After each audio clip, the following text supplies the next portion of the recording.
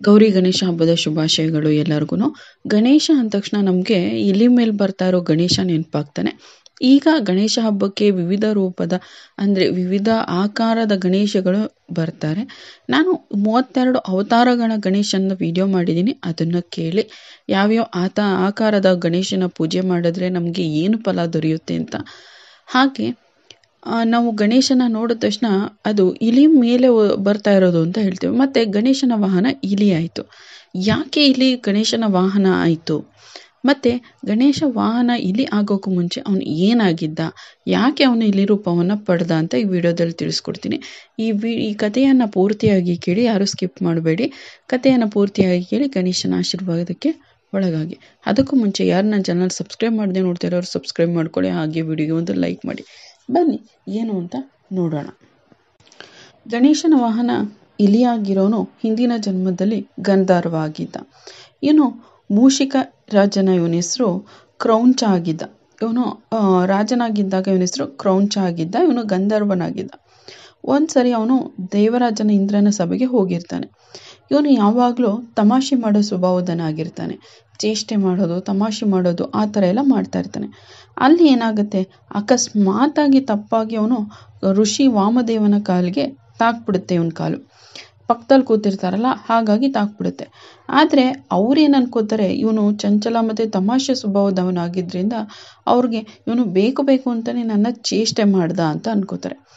ಆವಾಗ ಅವ್ರಿಗೆ ಕೋಪ ಬರುತ್ತೆ. ಕೋಪ ಬಂದು ನೀನು ಇಲಿ ಆಗು ಅಂತ ಶಪಿಸ್ಬಿಡ್ತಾರೆ. ಆ ಶಾಪದಿಂದ ಆ ತಕ್ಷಣವೇ ಅವನು ಇಲಿ ಆಗ್ಬಿಡ್ತಾನೆ. ಆ ಕ್ರೌಂಚ ರಾಜ ಇಲಿಯಾದ ನಂತರ ಕೂಡ ಅವನ ಗಾತ್ರ ಏನೂ ಕಮ್ಮಿ ಆಗಿರಲ್ಲ. ಅವನು ಹೇಗಿದ್ನೋ, ಅವನ ದೇಹ ಹೇಗಿತ್ತೋ ಅಷ್ಟೇ ಗಾತ್ರದ ಇಲಿಯಾಗಿ ಇರ್ತಾನೆ. ಅವನು ಇಲಿ ಆದಮೇಲೆ ಅಲ್ಲಿ ಇಲ್ಲಿ ತಿರುಗಾಡೋಕ್ಕೆ ಶುರು ಮಾಡ್ತಾನೆ. ಅವನ ದೇಹ ತುಂಬ ದೊಡ್ಡದಾಗಿರೋದ್ರಿಂದ ಅವನು ಎಲ್ಲೇ ಹೋದ್ರೂ ಅವನಿಗೆ ನೀಟಾಗಿ ಮೊದಲಿನ ಥರ ಹೋಗೋಕ್ಕೆ ಆಗಲ್ಲ.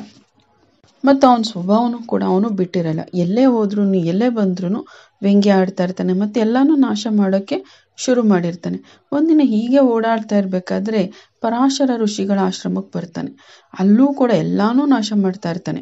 ಅಲ್ಲಿ ಆಶ್ರಮದ ಋಷಿಗಳೆಲ್ಲರೂ ಭಯವನ್ನು ಪಡ್ತಾರೆ. ಇವನು ಬಂದು ಇಲ್ಲಿ ಬಂದು ನಮ್ಮ ಆಶ್ರಮದಲ್ಲಿರೋ, ಆಶ್ರಮ ಅಂದ್ರೇ ಅಲ್ಲಿ ಕಮ್ಮಿ ವಸ್ತುಗಳಿರುತ್ತೆ, ಅದನ್ನೆಲ್ಲ ಆಹಾರ ಎಲ್ಲ ಕಮ್ಮಿ ಇರುತ್ತೆ, ಅದನ್ನೆಲ್ಲ ನಾಶ ಮಾಡಿದಾಗ ಅವ್ರಿಗೆ ಒಂಥರ ಭಯ ಆಗೋಕ್ಕೆ ಶುರು ಮಾಡುತ್ತೆ.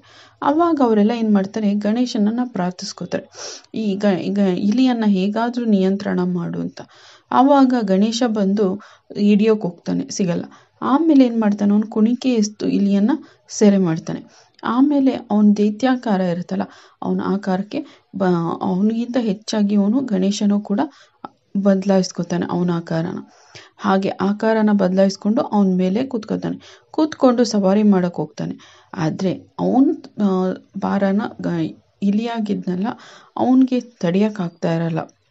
ಆವಾಗ ಅವನೇನು ಮಾಡ್ತಾನೆ, ನಿನ್ನ ಗಾತ್ರನ ಕಮ್ಮಿ ಮಾಡ್ಕೊ, ನನ್ನ ಮೇಲೆ ಕರುಣೆ ತೋರಿಸು, ಇನ್ನು ಮುಂದೆ ನಾನು ಈ ರೀತಿ ಮಾಡಲ್ಲ, ತಪ್ಪಾಯಿತು ಅಂತ ಕೇಳ್ಕೊತಾನೆ. ಆವಾಗ ಅವನ ಭಕ್ತಿಗೆ ಮೆಚ್ಚಿ ಅವನು ತಪ್ಪಾಯಿತು ಅಂತ ಕೇಳ್ಕೊಂಡಿದ್ದಕ್ಕೆ ಅವನೇನು ಮಾಡ್ತಾನೆ, ಗಣೇಶ ತನ್ನ ಆಕಾರನ ಕಮ್ಮಿ ಮಾಡಿಕೊಂಡು ಇಲಿಗೆ ಎಷ್ಟು ಗಾತ್ರ ಇದ್ರೆ ಅದು ತಡೆಯುತ್ತೋ ಆ ಆಕಾರಕ್ಕೆ ಅವನು ಬದಲಾಗ್ತಾನೆ. ಆಮೇಲೆ ಅವನು ಅದ್ರ ಮೇಲೆ ಸವಾರಿ ಮಾಡ್ತಾ ಇರ್ತಾನೆ. ಆಮೇಲೆ ಇಲ್ಲಿ ಕೇಳುತ್ತೆ, ನೀನು ನನ್ನ ವಾಹನವಾಗಿ ಮಾಡ್ಕೊ, ನಾನು ನಿನ್ನ ಹತ್ರನೇ ಇರ್ತೀನಿ ಅಂತ ಕೇಳಿದಾಗ ಆಯಿತು ಅಂತ ಅವನು ವರ ನೀಡಿ, ಇನ್ನು ಮುಂದೆ ನೀನೇ ನನ್ನ ವಾಹನ, ಮೂಷಿಕ ಅಂದರೆ ಇಲಿನೇ ನನ್ನ ವಾಹನ ಅಂತ ಹೇಳಿ ಎಲ್ಲ ಕಡೆನೂ ಇಲಿಯಲ್ಲೇ ಓಡಾಡೋಕ್ಕೆ ಶುರು ಮಾಡ್ತಾನೆ. ಇದು ಗಣೇಶನಿಗೆ ಇಲಿ ಹೇಗೆ ವಾಹನ ಆಯಿತು ಅಂತ ಇರುವಂಥ ವಿಡಿಯೋ. ಈ ವಿಡಿಯೋ ಇಷ್ಟ ಆಗಿದೆ ಅಂತ ಭಾವಿಸ್ತೀನಿ. ಇಷ್ಟ ಆಗಿದ್ರೆ ಲೈಕ್ ಮಾಡಿ, ಹಾಗೆ ನನ್ನ ಚಾನಲ್ ಇನ್ನೂ ಯಾರು ಸಬ್ಸ್ಕ್ರೈಬ್ ಮಾಡದೆ ನೋಡ್ತಾ ಇದ್ದೀರೋ ಅವರು ಸಬ್ಸ್ಕ್ರೈಬ್ ಮಾಡ್ಕೊಳ್ಳಿ.